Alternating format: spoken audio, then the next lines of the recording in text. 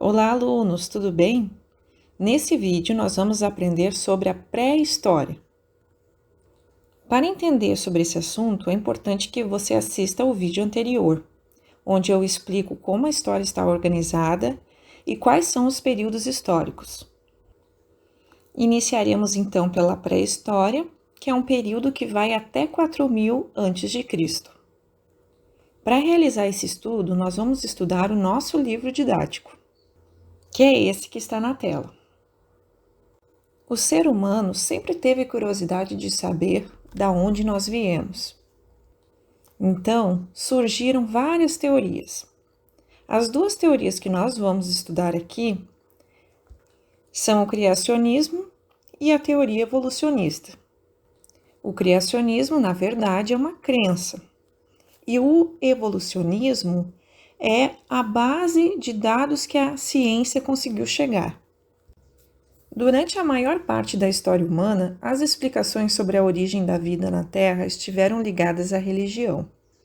Em muitas, há a presença de um Deus superior e eterno, responsável único pela criação de tudo o que existe. A linha de pensamento que se apoia nessa ideia é chamada de criacionismo. O evolucionismo é diferente. As bases dessa teoria foram criadas pelos naturalistas ingleses Charles Darwin e Alfred Wallace. Eles concluíram em suas pesquisas que as espécies de seres vivos passam por transformações ao longo do tempo, diversificando-se e dando origem às novas espécies. O mecanismo que determinaria a sobrevivência de algumas espécies e a eliminação de outras foi chamado por Darwin de seleção natural. Em 1859, Darwin publicou o livro A Origem das Espécies.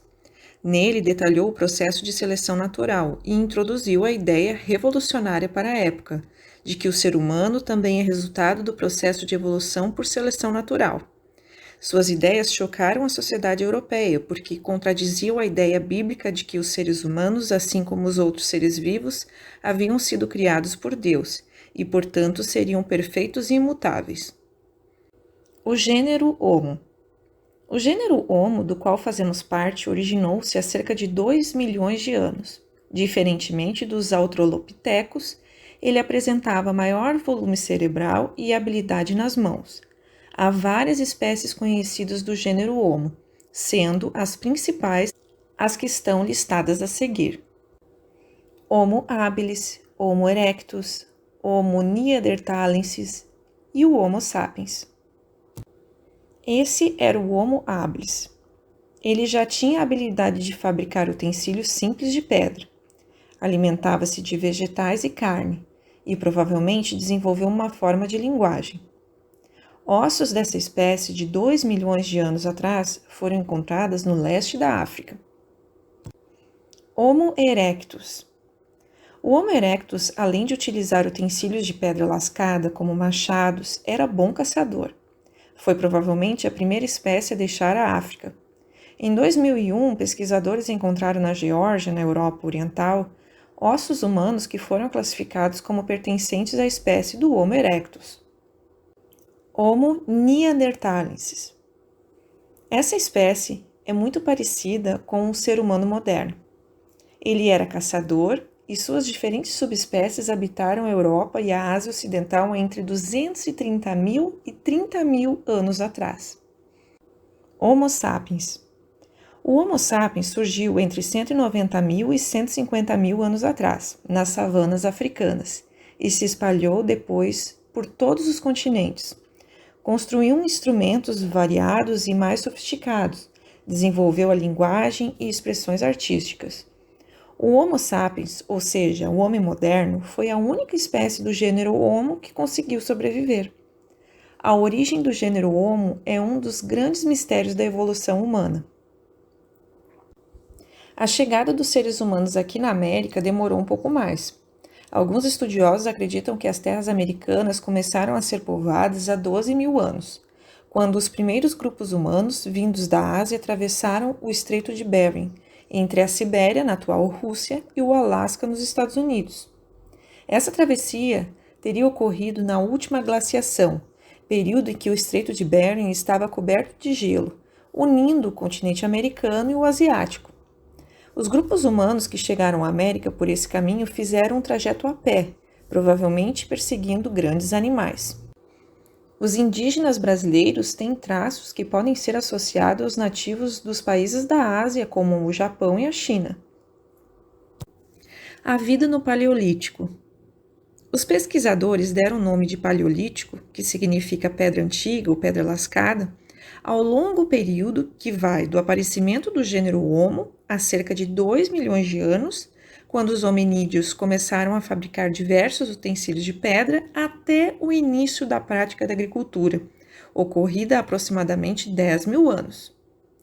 Os primeiros humanos viviam principalmente da caça e da coleta de frutos silvestres. É provável que tenham passado no decorrer de milhares de anos de predadores de pequenos animais para caçadores de grandes mamíferos, como rinocerontes e elefantes. Eles viviam em acampamentos provisórios no interior de cavernas ou ao céu aberto. Com o tempo, alguns grupos começaram a construir moradias simples, estruturadas com madeira ou ossos e cobertas com peles. Eram nômades, ou seja, não moravam em lugar fixo. Deslocavam-se de uma região para outra em busca de alimentos. Eles não domesticavam animais e também não praticavam agricultura. Os seres humanos do Paleolítico não produziram apenas objetos relacionados à sua sobrevivência, como armas para abater animais e utensílios para retirar a pele e cortar a carne. Eles também produziram pinturas e gravuras que exprimiam o cotidiano dos grupos humanos e o significado que davam à sua existência. Período Neolítico. No período que se estendeu entre 40 a 12 mil anos atrás, houve um grande avanço nas técnicas de fabricação de instrumentos. O trabalho cada vez mais cuidadoso de talhe da pedra permitiu criar diferentes tipos de facas, machados, furadores, raspadores e outros instrumentos. Os grupos humanos também aprimoraram o uso do osso, da madeira e do marfim para fabricar arpões, lanças, pontas, garfos e agulhas com furos.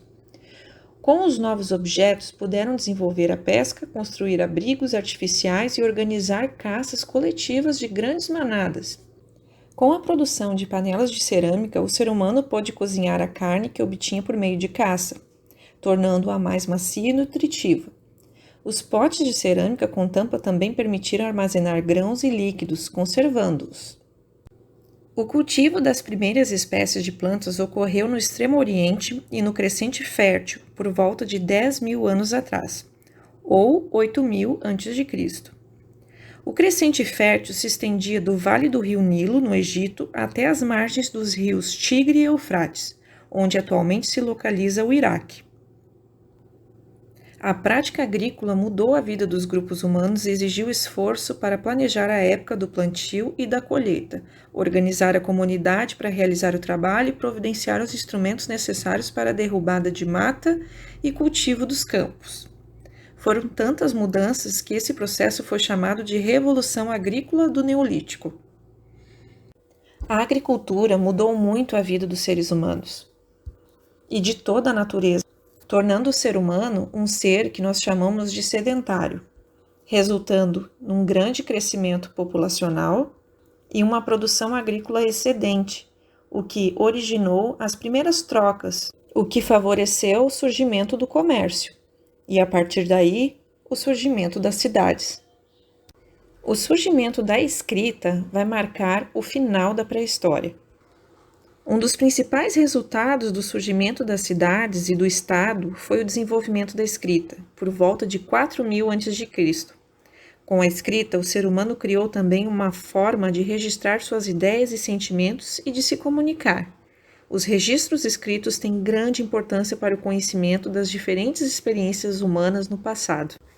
Espero que esse vídeo tenha ajudado você nos seus estudos. Lembrando que é só um resumo sobre a pré-história. A história é muito ampla e complexa.